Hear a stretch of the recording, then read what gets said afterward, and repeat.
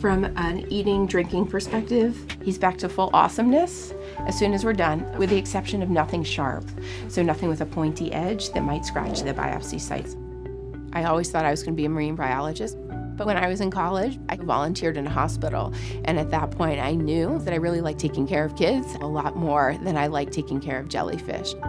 Children are really vibrant, they're inspirational, they're hopeful, and they don't let things get them down. And I think it's that spirit that children have that really attracted me to pediatrics. I'm Rachel Rosen, and I'm the director of the Aerodigestive Center at Boston Children's Hospital. This is esophagus at 25 times 1. Open? Ready? Close. In the Aerodigestive Center, I'm a gastroenterologist, and I take care of all the children who have both GI issues and respiratory issues.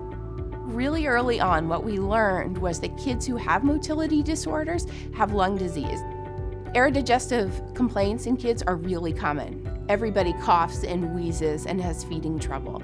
And so really one of the things that makes me most passionate about caring for these kids is that it affects everybody. And there's no child that wouldn't benefit from somebody taking a look at that interaction between the GI tract and the lungs.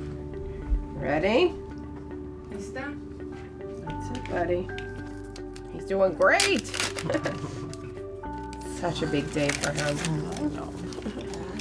Para todos. For everybody. For everybody, yep. Feeding is a really big part of life. And when we see kids who can't feed, or when they can't eat table food that everybody else is eating, it's heartbreaking. One of the things I really like is restoring that sense of normalcy to these families' lives.